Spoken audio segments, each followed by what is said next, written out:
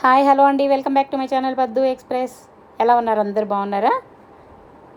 ఈరోజు నేను మా ఇంట్లో రాగి ఇడ్లీ చేశాను. రాగి ఇడ్లీతో పాటు దానికి కాంబినేషన్ ఏం చేద్దామా, చట్నీ అనుకున్నాను. మామూలు వేరుశనగ చట్నీ వాటికంటే కూడా కొబ్బరి చట్నీ వాటన్నిటికి కూడా దీనికి కాంబినేషను బొంబాయి చట్నీ చాలా బాగుంటుందండి. అందుకని బొంబాయి చట్నీ చేద్దామని రెడీ అయిపోయాను. ముందుగా ఏం చేశాను, ఇడ్లీలు వేసేసుకున్నాను. ఇడ్లీలు ఉడుకుతూ ఉంటే చట్నీ చేసుకోవడం ఎంతసేపు, బొంబాయి చట్నీ తొందరగానే అయిపోతుంది కదా. ముందుగా నీళ్లు పెట్టేసుకున్నాను. రాగి ఇడ్లీ ఎలా చేసుకోవాలి, పిండి కన్సిస్టెన్సీ ఎలా, అదంతా కూడా నేను అంతకుముందు చూపించాను. నా వీడియోలు ఉన్నాయి చూడండి.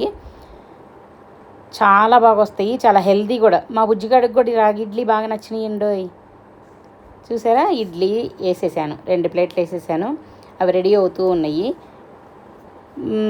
ఇప్పుడు చట్నీకి రెడీ చేసుకోవాలి కదా. చూడండి, ముందుగా పిండి.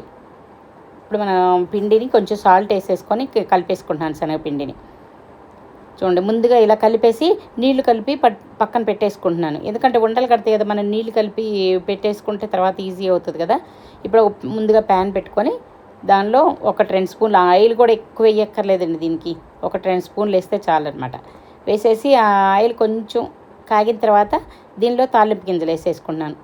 మామూలుగా మనం మినపప్పు, శనగపప్పు, ఆవాలు, జీలకర్ర, తాలింపు గింజలన్నీ వేసేసుకుంటున్నాను.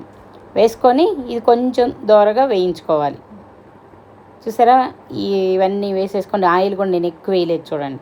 మరి ఆయిల్ ఎక్కువ పోసుకోనక్కర్లేదండి. ఆయిల్ ఎంత తగ్గిస్తే అంత మంచిది ఆరోగ్యానికి.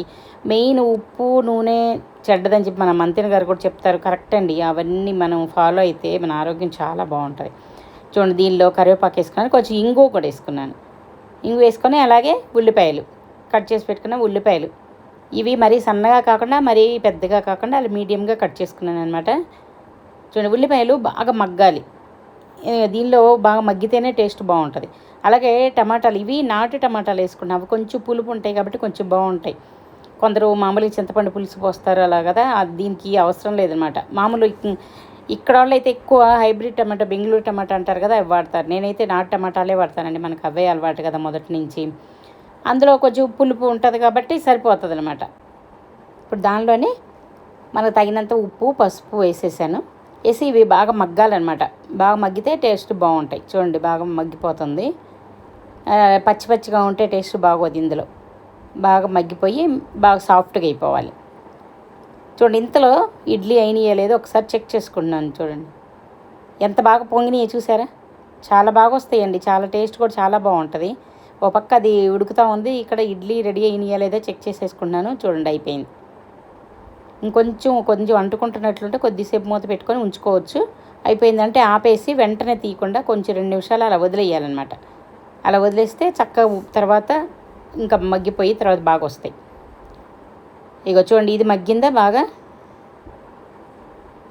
మగ్గిపోయి చక్కగా మెత్తగా అయిపోయింది, సాఫ్ట్గా అయిపోయింది అనమాట. దీనిలో ఇప్పుడు మనకి తగినంత కారం కూడా వేసేసుకుంటున్నాను. కారం కూడా వేసేసుకొని బాగా కలిపేసేసుకొని ఇదంతా బాగా కలవాలి కదా. అలాగే మొత్తం కలిపేసేసుకున్నాను. చూడండి, చాలా సాఫ్ట్గా ఉల్లిపాయలు, టమాటాలు కూడా బాగా మగ్గిపోయి చాలా సాఫ్ట్గా అయిపోయినాయి. మనకి చట్నీలో తినడానికి మరి పచ్చిగా తగులుతూ ఉంటే టేస్ట్ బాగోదు. అందుకని చెప్పి దీని తర్వాత ఇప్పుడు మనం పిండి నీళ్ళు కలిపి పెట్టుకున్నానని చెప్పాను కదా. ఇప్పుడు దీనిలో కొంచెం ఉప్పు వేసాను. అలాగే పిండిలో మిగతా అన్నిటికీ సరిపడా ఉప్పు దానిలో వేసుకున్నాను అనమాట. పిండిలో ముందుగా చూపించాను కదా, ఉప్పు వేసేసుకొని నీళ్ళు కూడా కలుపుకొని ఉంచుకున్నాను. అవి ఇప్పుడు పోసుకున్నాను. ఇంకా మనకి ఎక్స్ట్రా నీళ్ళు ఎన్ని కావాలంటే ముందు పలుచగా చేసుకుంటే మనం తినేటప్పటికి వెంటనే తినము కదా, కొంచెం టైం పడుతుంది కదా. అందరూ వచ్చి తినాలంటే వేడివేడిగా తినాలి అన్నప్పుడు కొంచెం చల్లారినప్పుడు అది బిగుసుకుంటుంది. ఇంకొద్దిసేపటికి ఇంకా అసలు మనం లేట్గా తినేవాళ్ళకి, నేను తినేటప్పటికైతే అండి అది మరీ గట్టిగా అయిపోతుంది. అంటే అందరు తిన్న తర్వాత మనం లాస్ట్లో అందరికి పెట్టేసి తింటాం కదా, అప్పటికి వేడిను ఉండదు, అలాగే గట్టిగా కూడా అయిపోతూ ఉంటుంది. చూడండి, ఇడ్లీ అయిపోయినాయి చక్కగా. ఎంత బాగా వచ్చినాయి చూసారా, చాలా సాఫ్ట్గా, చాలా బాగున్నాయి. చూడండి ఎంత సాఫ్ట్గా వచ్చినాయో. ఇది హెల్త్కి కూడా చాలా మంచిది కాబట్టి నేను ఎక్కువ రాగులు, జొన్నలే వాడతానండి. మామూలు ఇడ్లీ చాలా తక్కువ, ఎప్పుడో రేరుగా వేస్తాను. ఇప్పుడు మా బుజ్జిగాడికి కూడా అవే అలవాటు చేస్తున్నాం. రాగి ఇష్టంగా తింటాడు బాగా. అంతకుముందు నేను రాగి పౌడర్ ఎలా చేసుకోవాలో కూడా చూపించాను కదా. మనకి ఇంట్లోనే రెడీమేడ్ పౌడరు ఎలా చేసుకోవాలో, సిర్లాక్ పౌడరు రాగితోటని, అదే రాత్రిపూట అది పెడతామన్నమాట. ఇది పొద్దున పూట ఇలా రాగి ఇడ్లీ లేదంటే ఆవిరి కూడా వేసి పెడతాము, అలా పెడతా ఉంటాను. ఇక ఇది చూడండి, ఇది అయిపోవచ్చింది. బొంబాయి చట్నీ కూడా రెడీ అయిపోతుంది. లాస్ట్లో కొంచెం కొత్తిమీర చల్లేసుకుంటే ఇంకేముందండి, ఎంతో టేస్టీగా ఉండే బొంబాయి చట్నీ రెడీ. ఇంతకుముందు నేను వేరే రకంగా చూపించాను, అందులో ఈ ఉల్లిపాయలు టమాటాలు ఏమి వేయకుండా. అది ఒక టైప్ అనమాట.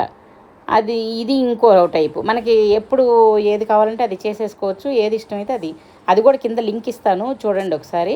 వీడియో కనుక నచ్చితే లైక్ చేయండి, షేర్ చేయండి, సబ్స్క్రైబ్